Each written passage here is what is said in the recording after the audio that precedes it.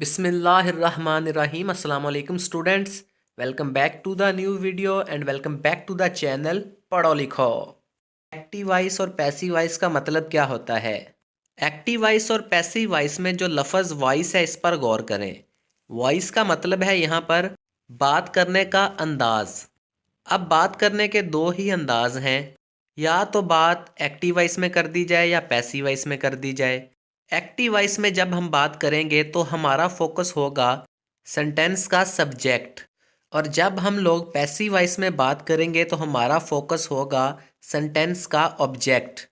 अब subject sentence के अंदर एक ऐसा वर्ड होता है जो एक्शन परफॉर्म करता है, जो एक्शन डूअर होता है, या ऐसे कह लें जिस शख्स या जिस चीज़ ने सेंटेंस के अंदर एक्शन परफॉर्म किया हो और उस चीज़ या उस शख्स के बारे में सेंटेंस लिखा जाए उसे सब्जेक्ट कहेंगे। For example, the child broke the glass. बच्चे ने ग्लास तोड़ दिया। मामा के जहेज़ का ग्लास तोड़ दिया।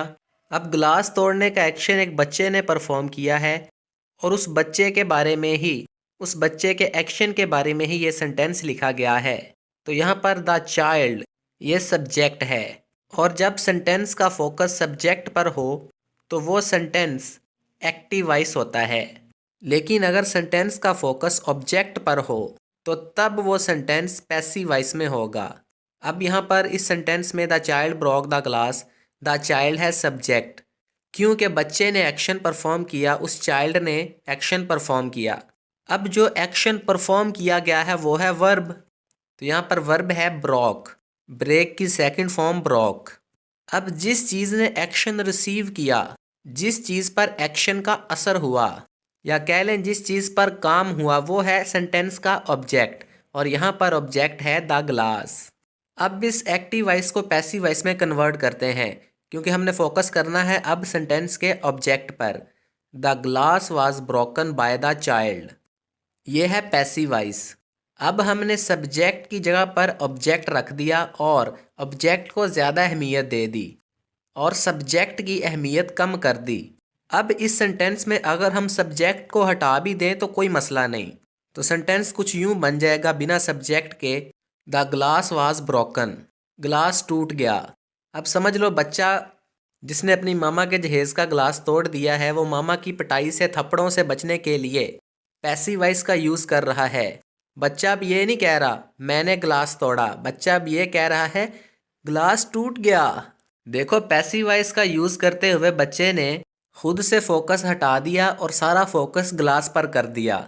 तो पैसिव वॉइस का यूज़ करने से बच्चे को मार नहीं पड़ी, क्योंकि एक्शन परफॉर्म करने वाले का पता ही नहीं, ग्लास किसने तोड़ा ये मेंशन ही नहीं किया गया। तो यहाँ पर एक बात समझ में आती है कि एक्टिव वॉइस में सेंटेंस का फोकस होता है सब्जेक्ट पर और पैसिव वॉइस में सेंटेंस का फोकस होता है ऑब्जेक्ट पर। तो पैसिव वॉइस में अगर हम लोग सब्जेक्ट ना भी लगाएं तो कोई मसला नहीं, लेकिन बोर्ड के पेपर्स में स्टूडेंट्स आप लोगों ने एक्टिव वॉइस को पैसिव वॉइस में कन्वर्ट करते हुए सब्जेक्ट और ऑब्जेक्ट दोनों ही यूज़ करने हैं।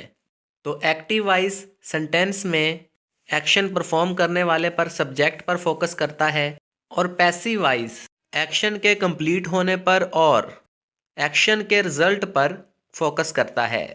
एक्टिव वॉइस और पैसिव वॉइस में एक्टिव और पैसिव इन लफ्ज़ों के उर्दू मानी से भी आप लोग कंसेप्ट याद रख सकते हो। एक्टिव का मतलब होता है चुस्त और पैसिव का मतलब होता है सुस्त। एक्टिव वॉइस में जो सब्जेक्ट होता है वो बड़ा चुस्त होता है, एक्टिव होता है, एक्शन परफॉर्म करता है।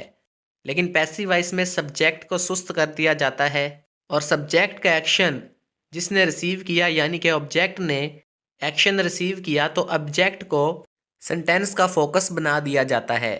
स्टूडेंट्स, आप लोग सब्जेक्ट को बड़ा भाई समझ लो और ऑब्जेक्ट को छोटा भाई समझ लो।